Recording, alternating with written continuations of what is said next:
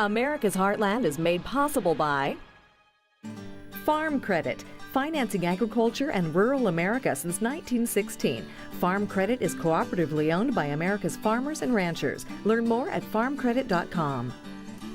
Crop Life America, representing the companies whose modern farming innovations help America's farmers provide nutritious food for communities around the globe. Hi, I'm Rob Stewart. If you like a glass of wine with your meals, or maybe like to grab a beer at the end of the day, then stick around, because we're raising a glass to an important segment of American agriculture.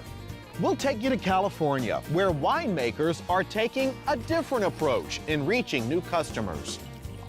You'll see how crop technology is helping one winemaker to sweeten your tasting experience. Sharon Backman has some ideas that make it easy for you to serve up a very popular dish. And we'll take you to the Pacific Northwest, where turning out distinctive beers is a multi-family effort. It's all coming up on America's Heartland. Bottoms up. Cheers. Cheers.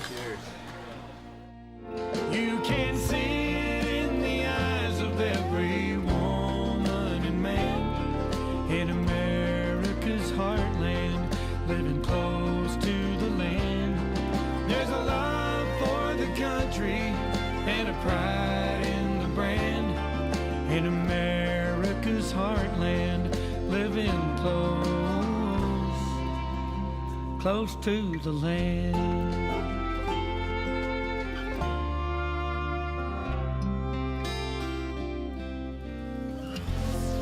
In recent years, Americans have become a lot more selective about where their food comes from. And we've become much more adventuresome when it comes to trying new foods. And that goes for beverages as well. Just look at the explosion in microbrews when it comes to beer. Barley, hops, wheat, and rice. Heartland grains that go into brewing big name and boutique beers. While beer was once just beer, today we have everything from low-cal and low-carb to imports and flavored malts. And while everyone knows about wine from California, more and more states are seeing winemakers using local grapes to produce award-winning wines. Figures show that Americans will consume, on average, about 12 bottles a year. And what are we drinking? Chardonnay, Cabernet Sauvignon, Merlot, Pinot Grigio, and White Zinfandel are high on the wine popularity list. And just as we've seen new innovations that have dramatically increased crop yields for farmers growing things like corn, cotton, wheat, and soybeans, crop research is also impacting those producers who grow grapes. And it's being done in a new way that is closer to nature. Ridge Vineyards has been producing award-winning wines for more than a half-century. Their historic vineyard spreads across these colorful hills in the Santa Cruz Mountains in Cupertino, California. So we have mostly Cabernet Sauvignon. We have a little bit of Cabernet Franc, a lot of Merlot, and Petit Verdot. Those four grapes all have the potential of going into our top wine called Montebello, and a small block of really old Zinfandel that is pre-Prohibition. The wines and historic vines here benefit not just from decades-old growth, they also benefit from something called biocrop protection, new ways to manage crop cycles using more natural methods and fewer chemicals. On this hot summer day, the grapevines are being sprayed to prevent mildew growth and the potential for rotting. It's high-science horticulture developed here. This is the Bayer Crop Science Research and Development Laboratory, where a team of scientists and horticulturists is developing new scientific approaches for farmers to use on crops around the globe.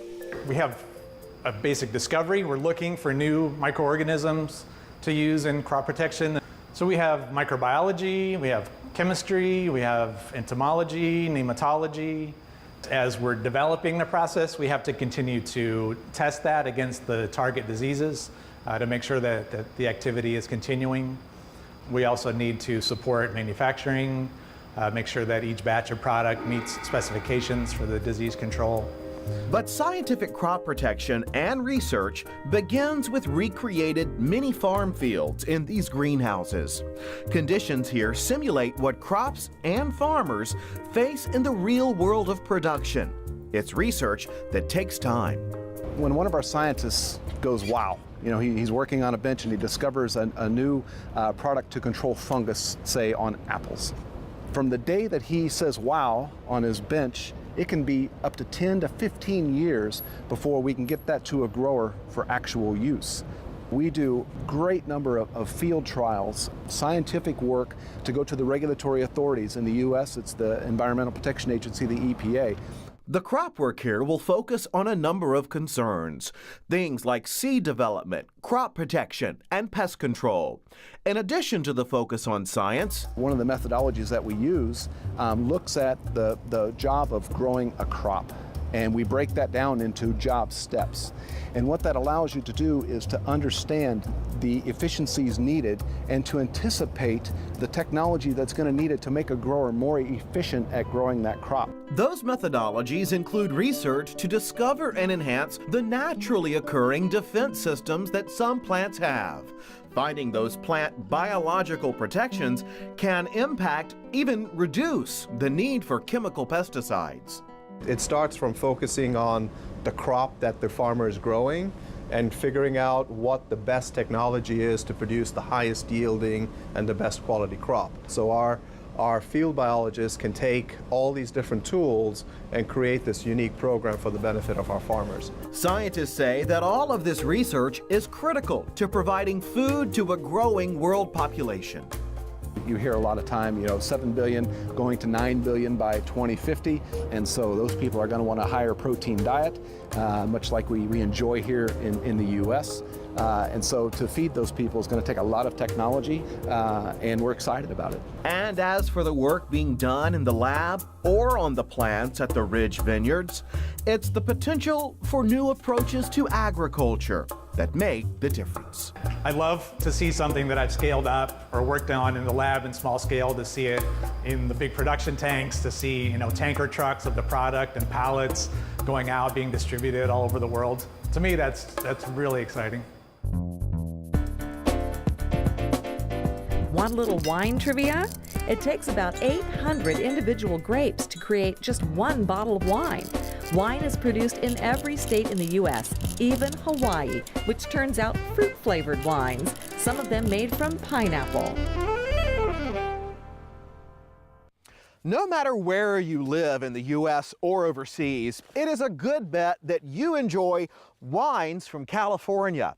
That's because California produces more than 80% of the wine in America. But even with the lion's share of the country's sales, some Golden State vintners are looking to target new markets for selling their products. Consider the diversity of the winemaking industry: French, Italian, Chilean, and Australian vintners. On the American vineyard scene, This is about 3 years old. winemaker Mac McDonald will tell you that African American vintners are not as well known. I travel around the country. I've been to a lot of places, do a lot of wine dinners, do a lot of charity events. And as I do these charities events, it all of a sudden it dawned on me that there was no African Americans in my audience. That I personally made. Theodore Lee owns Theopolis Vineyards in Cloverdale, California, where she grows Petite Syrah grapes. Everything. So I want you to try it because it is absolutely a kick. Raised in rural Texas, she wasn't exposed to many wine drinkers till she joined a law firm that employed several vineyard owners. It smells amazing. Today, as an African-American woman successfully conducting wine business, Theo says her heritage presents a whole new point of view to the wine trade. African Americans, they could get as much pleasure if they knew about the quality of wine. And that's what we're about, educating and making available to the public at large, but the African American community specifically. And so as we were going through this thing... Both Mac and Theo belong to the Association of African American Vintners. It was founded around members who could come together, create an opportunity for us to talk, share resources, and we wanted to also provide an opportunity to educate the public, primarily African Americans, but not only African Americans, about wine, the wine industry, and what the wine industry can do. Mac's interest began as a 12-year-old boy on his family's Texas farm. My father was a moonshine maker by the name of Sue. Long before Johnny Cash had a song by a man named Sue. And there used to be a bunch of attorneys and doctors and guys that came out of Houston and Dallas and Fort Worth, Texas, that go hunting with my grandfather, because he had all these various types of dogs, and they would drink my father's moonshine. And one of those guys used to drink Burgundy. You know, if you look at these grapes here, next year we'll have a lot. Sampling that Burgundy began a lifelong interest in wine. Today, Mac and his wife, Lil, have realized their dream of owning their own winery, a venture into viticulture that puts Mac into a very small segment of the industry. African Americans own fewer than 5% of all of the wineries in the United States, a statistic the association wants to change. The fact that we're successful, the fact that we're out here, the fact that people know we're out here, that will increase opportunities and desires of other people to try it, to get in the business and see if they can do something with it. One of the goals of the association is to direct more African American students into careers in viticulture. Mac says the organization offers scholarships and internships as a viable way of changing the face of the industry. The idea is not to have it a black thing, but the idea is to get more African Americans to drink wine. When you bring diversity to the table, what you do is get a different perspective. You get a different approach than what your traditional general population may do. I like spicy. I'm a big fan of the spicy. Recent studies show that spending by diverse groups can have a significant impact on consumer segments of the economy. The association thinks that wine education, targeted marketing, and increased awareness can send more of those dollars to wine sales. We're out here, we're making quality product. We don't make African American wine, we don't make black wine, we make quality product. The association is not just around African Americans. The majority wine industry, they love the fact that we're out here. Why? Because it brings wine consumers to them that they otherwise would not have gotten. And just as that taste of Burgundy began the path for Mac McDonald, his goal is to lay the groundwork for the next aspiring winemaker of color. As for the future, I just hope that I can hang on long enough to see some African American, male or female, tap me on the shoulder and say, "Oh man, I can make better wine than you can." Californians like their wine. Not only does the Golden State produce more than 80% of the wine made in America, Californians drink a lot of it as well, enjoying, on average, 1 of every 5 bottles consumed in the U.S.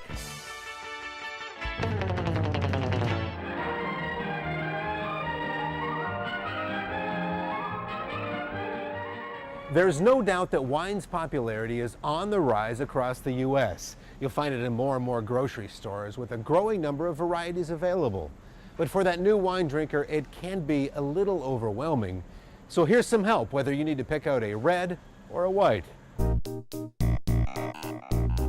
Let's start with the names, and boy, there are a lot of them. Some varieties are named based on the area where the grapes are grown. They can also be named after the type of grape, like Merlot or Pinot Noir. From fruity to dry, you've got lots of choices when it comes to taste. You've probably heard white wines with fish and reds with meat. But that basic guideline is not always correct. A better way to think of it is which wine will complement and not overwhelm the flavors of the food that you're eating. A lighter wine goes well with lighter fare. Heavier foods pair nicely with heavier red wines. The good news, new wineries are popping up all over the country with all kinds of new flavors and varieties. And local winery owners are more than happy to field your wine-related questions, especially if you buy a bottle or 2 of their wine. The bottom line on wine, if you find a variety and brand that you enjoy, well, you don't have to spend a lot of time worrying about its bouquet or notes of citrus. Hey, you like it, so who cares? But you've become a wine drinker now, and that means you need to experiment a little bit with lots of varieties of wine because you never know which one your palate might prefer. Lots of us enjoy a glass of wine when we dine with friends or enjoy a night out at our favorite restaurant. And we've long paired certain wines with meat or fish. A glass of wine can enhance a meal. And if you're looking for something special to serve with your favorite beverage, well, our Sharon Backman is in the kitchen with a main dish recipe that just might fit the bill.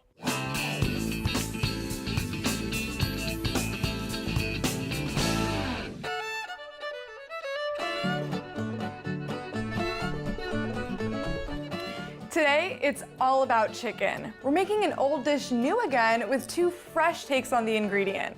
First, it's butterfly chicken with a sun-dried tomato salsa. Then it's honey roasted, peanut crusted chicken with a coconut soy dipping sauce. First, let's get started on that roasted chicken. Instead of leaving the chicken whole when we roast it, we're going to butterfly it. To butterfly it, we're going to take out the backbone. And to do that, the easiest way is to use a pair of kitchen scissors and go right in and cut along the backbone right through the ribs. And the backbone is out.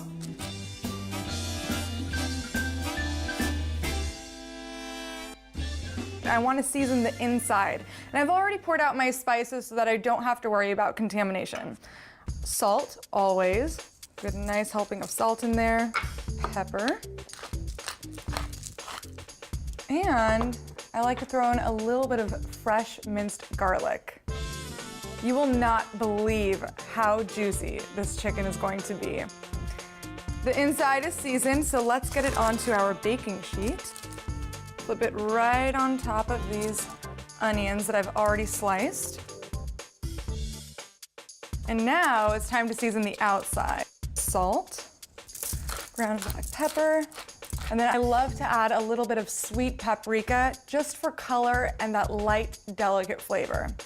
And before this goes in the oven, I'll drizzle it with a little bit of olive oil to help crisp up the skin, but really, you don't want to use a lot. The skin has enough fat content to crisp on its own. I just need to go wash my hands, and then this will go in the oven at 450 degrees for about 30 to 35 minutes. With the chicken roasting, let's work on that sun-dried tomato salsa. All we need are a few vine tomatoes, and we'll give them a good dice. Diced tomatoes go in the bowl. Then we'll add our minced garlic, sun-dried tomatoes in oil, chili flakes, fresh ground black pepper, salt, and basil. For the basil, I'll just roll them up and run my knife right through those leaves. Give this a stir, and our sun-dried tomato salsa is done. Our chicken's roasting and our salsa's ready, and now it's time to work on our honey-roasted, peanut-crusted chicken thighs. This recipe is really simple, and it's a lot like making a regular breaded and fried chicken. But this time we're adding honey-roasted peanuts. That goes in a Ziploc. And we'll add panko breadcrumbs into the mix. Make sure all the air is out. And I'll use a rolling pin to crush up those peanuts and make sure they stick to the chicken. Now we'll grab our tray, pour that in there. It smells so good. Now we need our liquid, so I've got 1 egg. And instead of milk, we're using coconut milk. It's a lot creamier, and it'll add that nice hint of flavor. We'll also add a little bit of fresh black pepper. Now we can bread our chicken thighs. Just dip it in our coconut and egg right in there. Pat it down to make sure it has a nice coating. We'll just repeat the same process for all of the cuts. Our chicken thighs are all crusted and they're ready to be fried. I have some oil heated up in this cast iron pan, great for frying. We don't want to crowd the pan too much. We want to give them enough room to breathe, and we don't want to cool down the oil too much. While that fries, let's work on our coconut soy dipping sauce. It's very simple. We just need a few ingredients, starting with soy sauce, That goes right into a pan. Then we'll add our coconut milk, a little bit of chili garlic paste, and finally, honey for sweetness. Now we'll bring this mixture to a boil, and we'll let it reduce for about 20 minutes or until it's about half in size. You know the thighs are ready when both sides are nice golden brown, but don't be afraid to take it off the heat and cut into it with a knife to make sure that meat is white. That looks pretty good. Our last chicken thigh is done, and by now our butterfly chicken should be ready, and both of these dishes are ready to be served. With our butterfly chicken, every inch of that skin is crispy. Then we have our honey roasted peanut crusted chicken with a coconut soy dipping sauce. It's sweet, it's salty, and it looks beautiful. With these two fresh takes on the ingredient, you get big, bold flavors in every bite. I'd call this a winner-winner chicken dinner.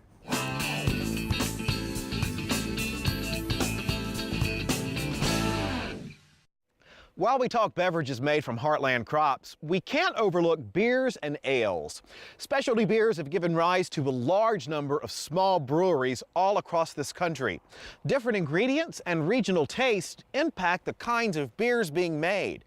And that's certainly true for one small brewery in Oregon, where our Jason Schultz found that beer making is a multi-family endeavor. Things are heating up in Silverton, Oregon. So we got full 45, 48 gallons in here. We're gonna boil off. Phil Knoll's small batch of Maggie's Marzen wouldn't taste good in a mug right now. It's going to take some time, and there's a key ingredient yet to be added: hops. Hops are vital to any beer. And Phil would know. His day job is actually teaching high school chemistry.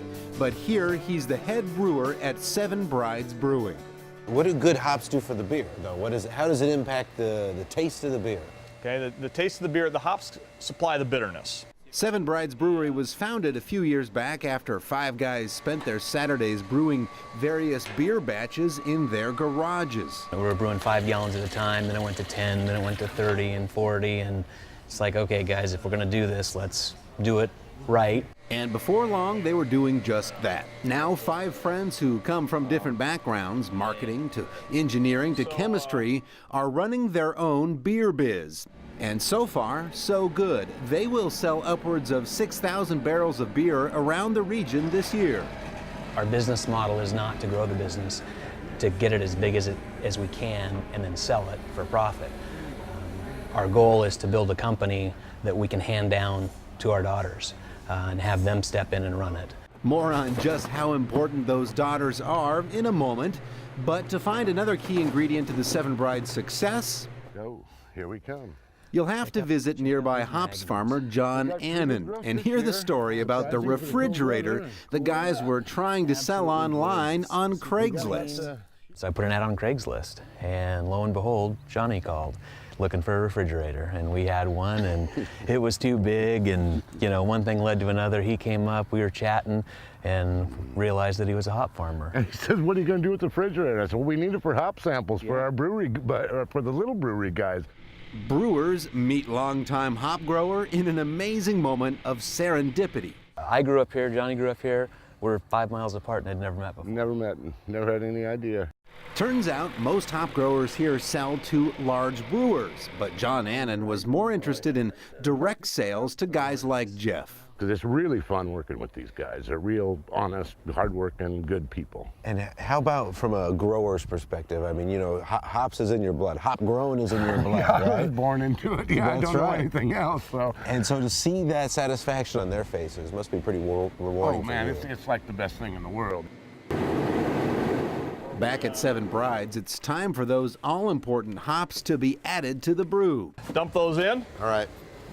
Sprinkle them in. And these are from John Annan's place just down the road, right? John Annan's place just down the road. Ooh, smell good. And out front in the tap room restaurant, they're serving up their brews and grub. At one of the tables, the brewer's namesake, the Seven Brides. Well, someday anyway, Back when the guys were thinking about starting this business, they had 7 little girls, daughters and nieces, who might someday need expensive weddings. So that got brought up one afternoon. It's like, well, if we're going to do this, we might as well earmark some funds for it. And so that's kind of become one of our taglines is, you know, we've got 7 daughters and 7 weddings to pay for. it's not every little girl who gets a microbrew named after her, and not every group of buddies who get to turn a hobby into a successful business. You know, we got to tell people, we make beer for a living. Cheers, cheers, cheers. We know that we pass along a lot of information to you in every program, and in case you missed something or you just want to check out videos from this or other shows, we make it easy. Just log on to our website at americasheartland.org, and you'll find us as well on some of your favorite social media sites. Thanks for being with us. We'll see you next time on America's Heartland. You can purchase a DVD or Blu-ray copy of this program. Here's the cost. To order, just visit us online or call 888-814-3923. You can see in the eyes of every woman and man in America's heartland, living close to the land. There's a love for the country and a pride in the brand in America's heartland, living close to the land. America's Heartland is made possible by Farm Credit, financing agriculture and rural America since 1916. Farm Credit is cooperatively owned by America's farmers and ranchers. Learn more at farmcredit.com. Crop Life America, representing the companies whose modern farming innovations help America's farmers provide nutritious food for communities around the globe.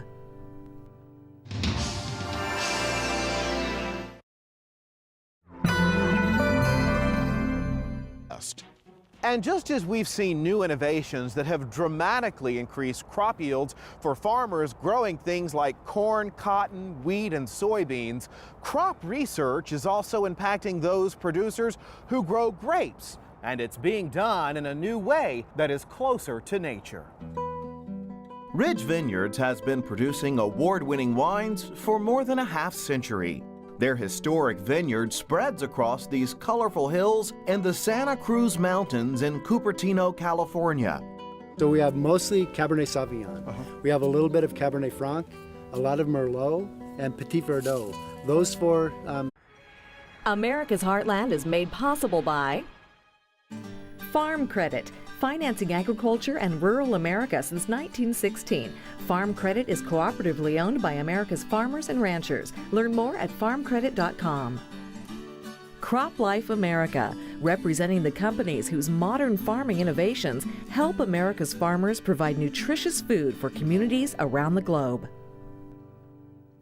Hi, I'm Rob Stewart. If you like a glass of wine with your meals, or maybe like to grab a beer at the end of the day, then stick around, because we're raising a glass to an important segment of American agriculture.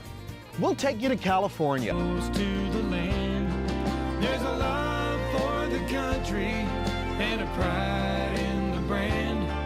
In America's heartland, living close to the land.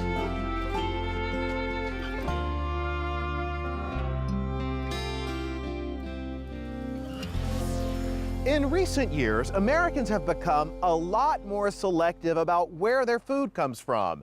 And we've become much more adventuresome when it comes to trying new foods. And that goes for beverages as well. Just look at the explosion in microbrews when it comes to beer. Barley, hops, wheat, and rice. Heartland grains that go into brewing big-name and boutique beers. While beer was once just beer, today we have everything from low-cal and low-carb to imports and flavored malts. And while everyone knows about wine from California, more and more states are seeing winemakers using local grapes to produce award-winning wines. Figures show that Americans will consume, on average, about 12 bottles a year. And what are we drinking? Chardonnay, Cabernet Sauvignon, Merlot, Pinot Grigio, and White Zinfandel are high on the wine popularity list, where winemakers are taking a different approach in reaching new customers. You'll see how crop technology is helping one winemaker to sweeten your tasting experience. Sharon Backman has some ideas that make it easy for you to serve up a very popular dish. And we'll take you to the Pacific Northwest, where turning out distinctive beers is a multi-family effort. It's all coming up on America's Heartland. Bottoms up. Cheers. Cheers. You can see it in the eyes of every woman and man in America's heartland, living close